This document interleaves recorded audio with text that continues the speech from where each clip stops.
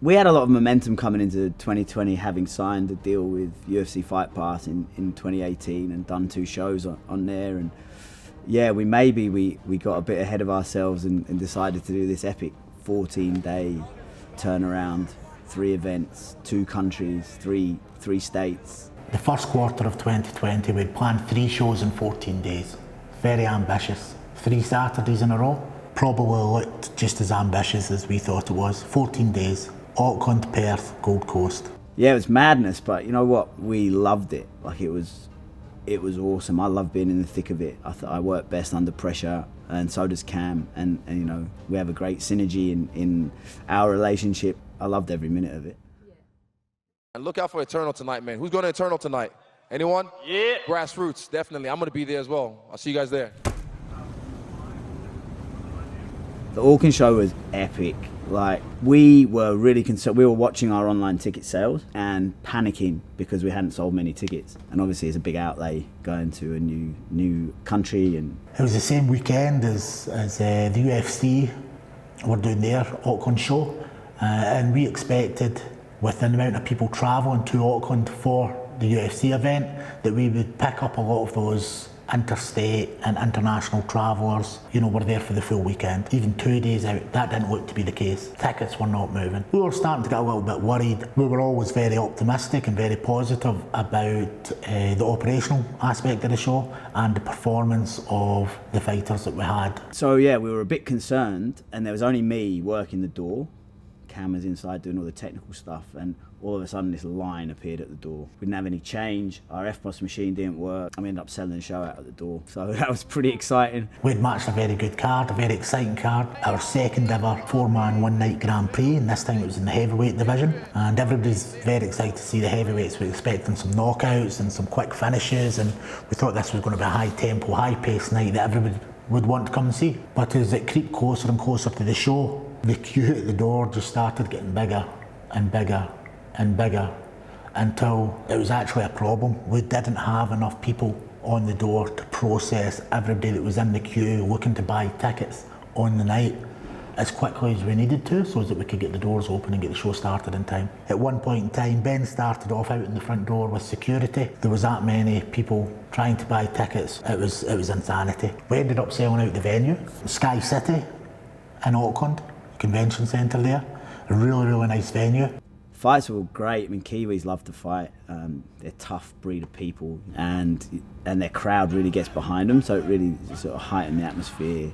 We had a very exciting 4-man Grand Prix in the heavyweight division, which did not have any quick finishes, did not have any knockouts. It was all 3 fights in it, went the distance. We ended up crowning a new heavyweight champion, Ricky Beechin, who was the smallest guy in the tournament, a last-minute replacement for someone else that pulled out of the tournament, and it was remarkable what he did that night. He basically fought the biggest guy in the tournament in the first fight, the guy who's renowned for his power punching. He took an amazing amount of damage, but I guess being the smaller guy, his endurance was better and his technical ability was better. At the UFC event the following day, his friend and training partner was fighting. After he won his fight, Jimmy Crute got Ricky to stand up in the arena in front of 10,000 people and sort of gave him props on the microphone on the UFC broadcast. So it was an epic weekend for Ricky, and a nicer bloke you'll struggle to find. So it was a fantastic event, a fantastic experience. There was a couple of other standout fights on that card. You know, Mike Blood Diamond had also stepped in late notice to fight Dimps at 77 at welterweight when the Blood Diamond's teammate had to pull out a couple of weeks earlier with an injury. Mike Blood Diamond obviously is a hugely experienced and popular kickboxer in New Zealand. Most famously, I think, winning the King of the Ring tournaments, etc. And him and Dimps put on a striking clinic that I think everybody thoroughly enjoyed. It's a fantastic night, packed everything up. Everyone headed off to their hotels, got up early next morning, enjoyed a fantastic UFC event, and then we flew West Australia, Perth, ready for Eternal 51 at the HBF.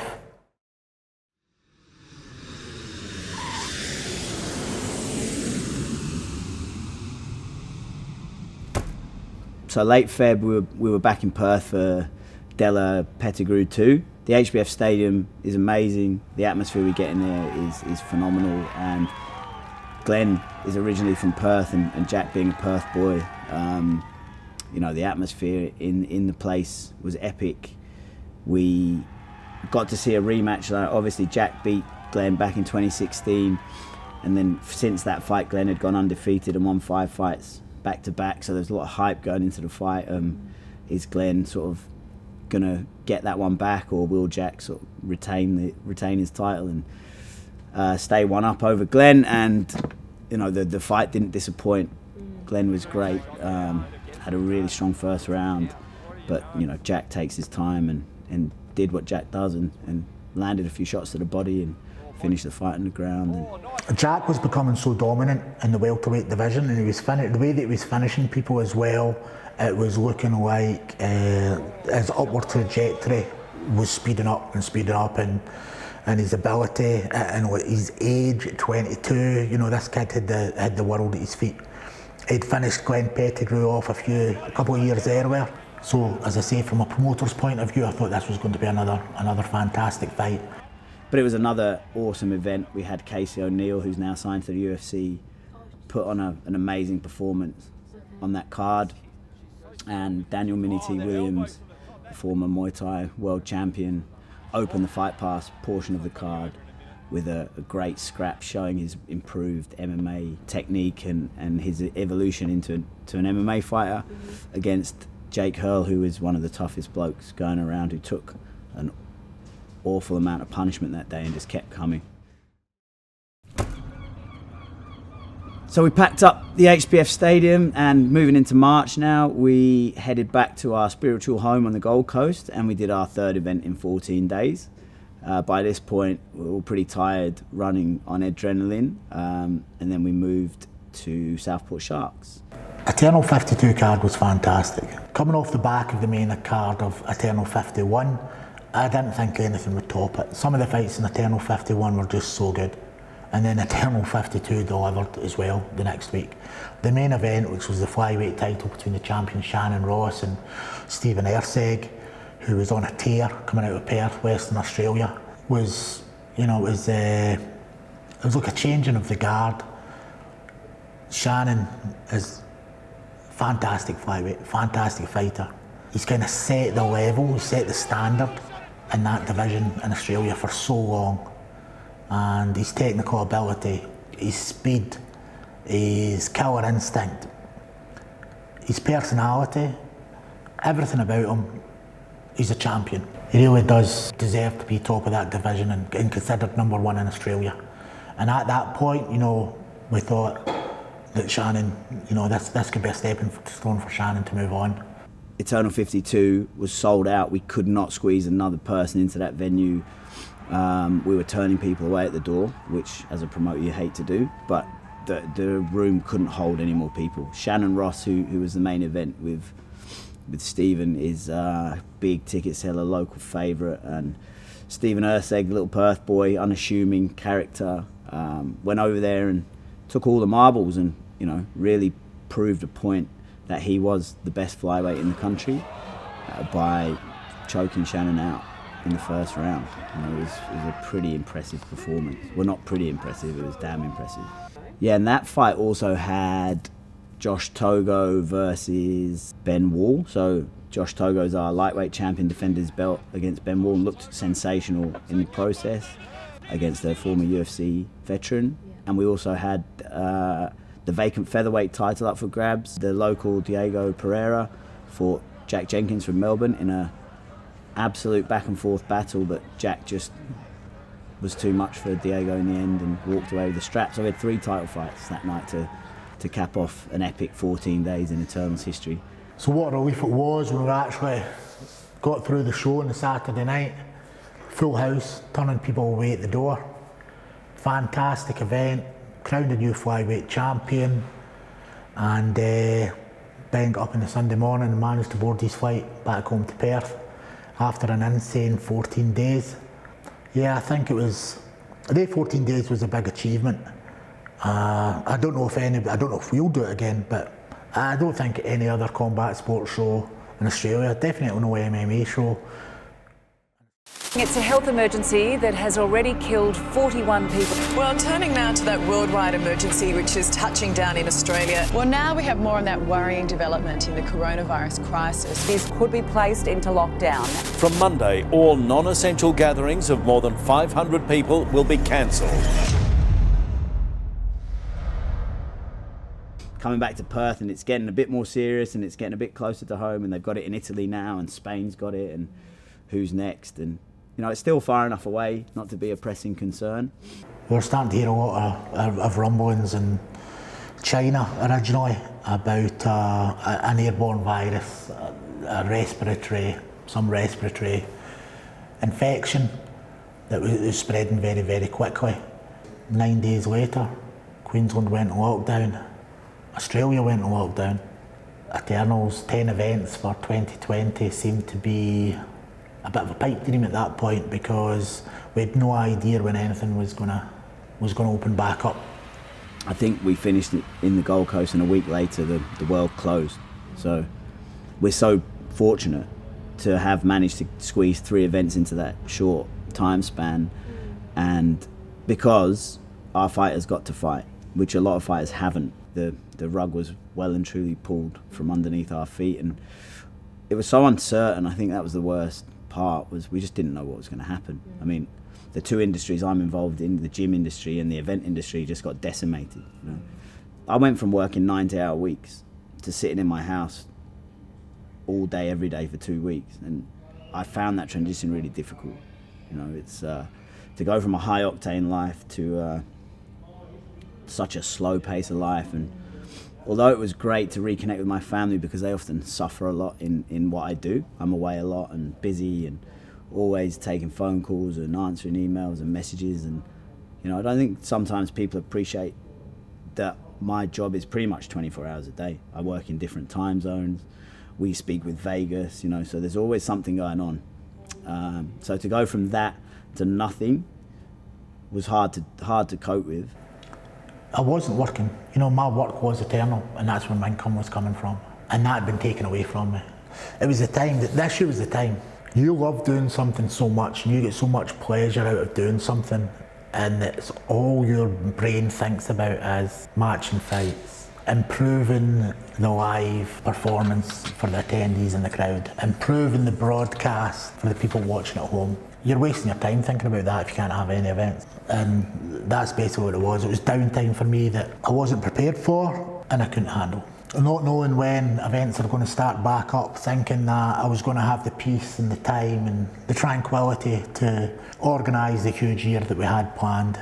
Yeah, I mean, the industry was definitely at risk, but fortunately our industry leader, Dana White, he's a great man for me, and he decided that it wasn't going to shut his business down, and he worked on ways to keep the business operating, and he didn't lay any staff off, and he was a great example as to what can be done. We run a different model to the UFC. You know, they have blue chip sponsorships and TV deals that are worth a lot of money, whereas MMA at our level is very much reliant upon fans and tickets.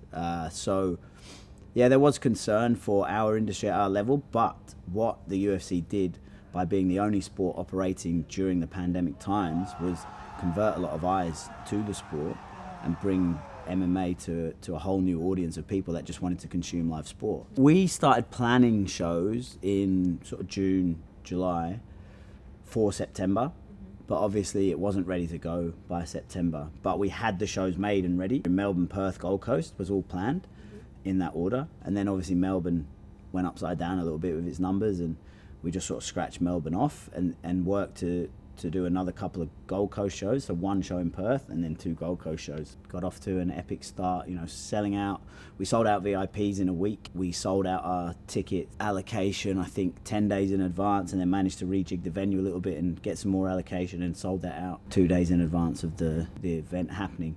There's a mentality in this sport of overcoming challenges, and it's all about comfort and discomfort, and COVID's a massive unknown, and our control as humans is of a lot of things is gone, and it's not about free choice anymore, but that's fine. This is how we live, and we adapt to that, and I definitely think, and I always thought, as soon as we shut down and Cam and I were speaking, and I said, this is an opportunity. this isn't a bad thing necessarily. This is an opportunity for us. We're so busy. This is an opportunity for us to get our house in order. Do all the things that we never get time to do because we're rushing from one event to the next. And the same with the fighters. This is an opportunity. After 52, and we were seeing everything else, have to be cancelled as we moved on. We were hoping that, I hope we managed to get at least the Perth show, because the other shows we can reschedule. Normal shows, we don't like doing it. We've done it once. We've done it once before. We've had to cancel or postpone a show due to something out with our control. We just had to be prepared to come out of it at the other end as best as we could. And it's actually turned out, like I say, to be one of our best years, both for Eternal and for me as a coach and a trainer of fighters. My guys are as good as they've ever been and getting better, and we've had that time, and I'm grateful for it. I love doing events. I live for it. It's my whole life. The events the same weekend as the UFC, they're just a little bit more special. And on the Saturday night you can come to an Eternal event, which has got the highest level of talent available domestically in Australia competing. And a lot of them are on track and they've got goals to get to the UFC. It's all about mindset. You can choose to sulk, or you can choose to make a path out of the shit. And there's a famous Winston Churchill quote that I really like, and it used to be written on the wall in my gym until someone put a hole in the wall and got rid of it. But Winston Churchill once said, if you're going through hell, keep going. It's not a place to stop. So, and I live by that. And it looked like we would be able to get back up and running in October in Perth, and it would be slightly later in Queensland before we were able to get back up and running. So we pushed ahead with Perth on October 10th at HBF Stadium with the restricted attendance, which allowed us to put 1,500 people plus in that venue for October 10. And we went ahead with that show. It was fantastic. It was a fantastic event. We've always persevered with Perth MMA and given the lads the platform they deserve to do their sport. And the cage came back and we were able to take it to the next level. And I think we ended up with 15 fights, so 30 WA fighters on the card, all locals, all homegrown talent. It was fantastic. And we take a lot of pride in the fact we've managed to develop the sport here in WA, and the coaches and gyms have stuck with it and kept their fighters going, even when we've not been able to compete in the way we'd have chosen to. Everyone's just stuck with it, and we're really grateful for that. And this was a massive celebration. It's actually the biggest event Eternal's ever done, most fans Eternal's ever had in a venue. We were super happy with the way the event panned out, to sell out the crowd and to hear the noise. When you hadn't had a lot of people in the same place for a long time, just to hear the noise and the atmosphere in the place was brilliant, and everyone was having a great time. And it was a great way to restart our calendar, and the fights from top to bottom, from lowest level debut amateur to highest level pros at the end, unbelievable. Like, whatever the coaches are doing here is working. We had 4 great fights. Cody Haddon, a young prospect who's fought multiple times for Eternal as an amateur, made his pro debut, sort of lived his dream in front of all these people. He sold a lot of tickets, he had all his fans here, and he put on an absolute clinic of a display against a very, very highly rated veteran of the sport who'd had 20 MMA fights. And yeah, Cody showed what a talent he is and what a star of the future he's going to be. Yeah, so for Cody to stop him on the ground with strikes like he did in the first round was a pretty bit of a statement to do that to a veteran. The return of Rod Costa, who's a very exciting grappler. He fought a Muay Thai guy in Dave Creel, so had that grappler versus striker matchup, and Rod again got the fight to the ground where he wanted it and submitted Dave in the first round by a rear naked choke, and sort of announced his comeback to the featherweight division. And so that was great. And then obviously Jack's performance with Alden, a fight 4 years in the making, a rematch, Jack's first pro loss, Jack's first pro fight. And you look back at the footage, you see a young man, a young boy almost, and big scary Alden. And Alden was convinced that he would do the same to Jack again, and Jack was pretty convinced that the result would be different. And he proved where he's come and how he's grown in those 4 years, and how dangerous of a prospect he is.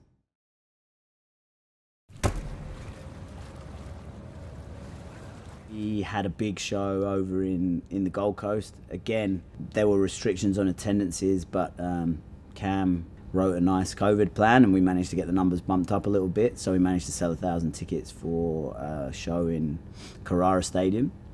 And we were going to do them both in the Gold Coast, and we were going to back them up 3 weeks apart.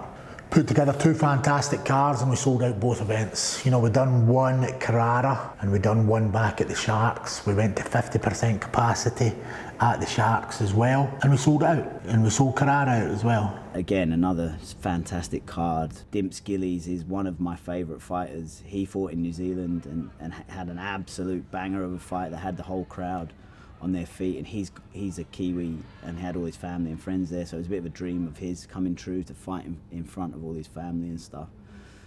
He headlined the card against a really tough up-and-comer in Blake Donnelly from ACT, and Dimps knocked him out in the first round.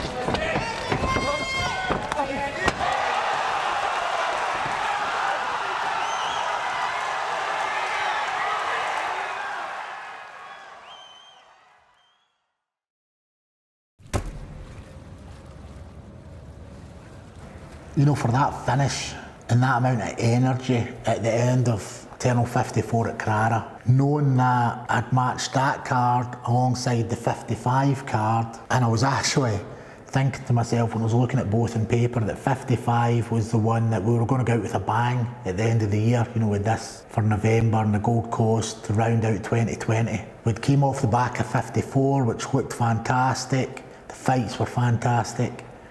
The card delivered yet again, you know, 7 fights, and it was electric. It was a loud crowd. There was a 17-year-old kid on that card, Lawrence White-Smith, had everybody in their feet. You know, when they heard he was 17 when he went into the cage, and then his performance, you know, the venue was electric. There was a couple of other fights that had fantastic crowd interaction and fantastic talent on display. That, you know, that was another killer event.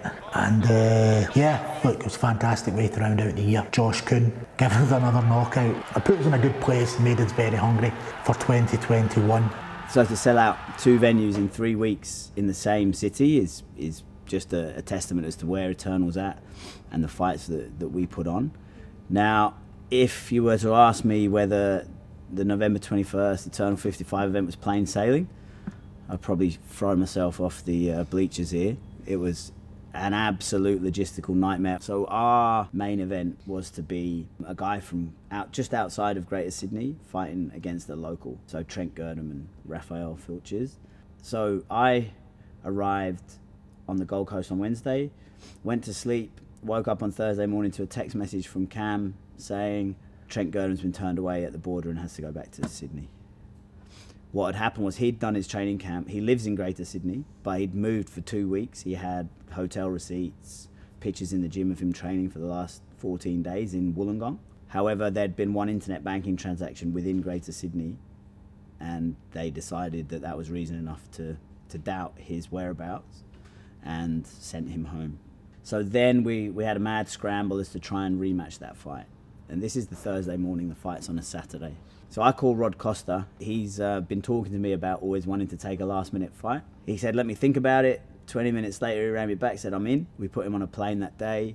He landed Thursday night, like 11 o'clock, I think he got to the fight hotel, and fought Saturday night and won. And a testament to him and, you know, his belief in his skills and his balls, quite frankly, to do something like that against a very talented guy in Rafa. And good on Rafa as well. I mean, a lot of fighters wouldn't have taken that fight, especially against such a high-level grappler, when Rafa's predominantly a Muay Thai practitioner. So I felt fantastic for Rod, you know, I really did. You know, he'd done a fantastic thing. He took a fight in 48 hours notice, flew across the country, picked up the first round win with an exotic submission. But I felt fucking shit for Rafa. You know, he never took his eye off the ball the full way through that fight camp.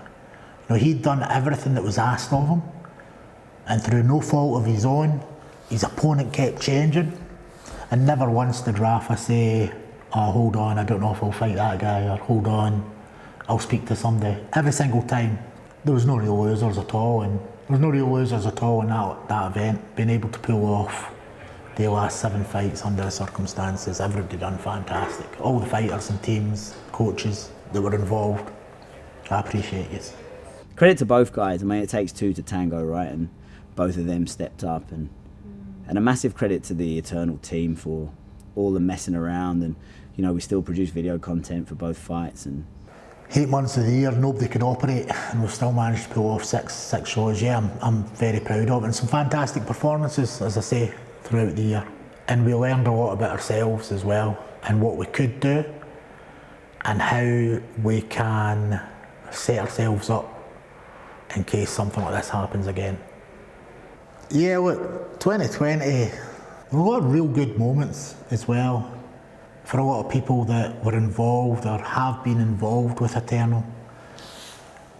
2020 was really the start of the year where a few fighters moved on to the big show after having their final MMA fight locally on an Eternal event. You know, obviously we had, we're getting contracts even, you know, a couple of fighters get contracts with the UFC. Looking back in 2020, it was no different from any other year, to tell you the truth. We've got a fantastic team of people round about us that all do a fantastic job for nowhere near enough money or recognition than what they actually get. And they guys all went above and beyond, as usual. And we made it happen. It's what we do. And yeah, thank you to each and every one of them. But I think with the team of people we've got, they're not doing it to be thanked. They're doing it because they love what they do, if you know what I mean. And they've got a standard that they want to set with what they do, and they work towards that.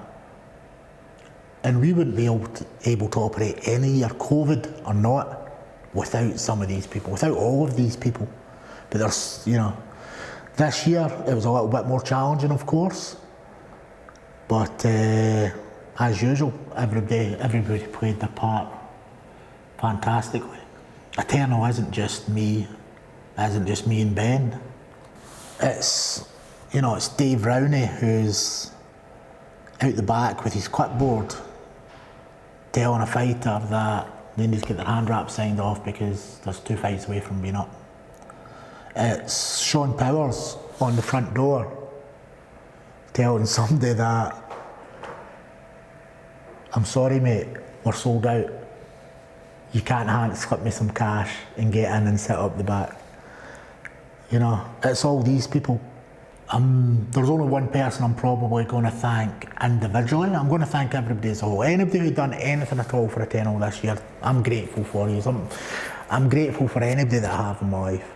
I've got one little helper, nothing's ever too much for, comes up with some fantastic ideas. She could do any job at all in any event, whether it be operationally on the night and the scheduling, planning of the event. And, you know, that's Robin O'Neill. Yeah, she's one of the main reasons that, especially the Gold Coast shows, operationally on the night, run as smoothly as they run. The amount of things and attention to detail she picks up is second to none. She just loves doing it and does it without any prompting. Thank you, Robin, for everything that you've done in 2020 and previously. And in 2021, I think you'll be stepping up a lot more.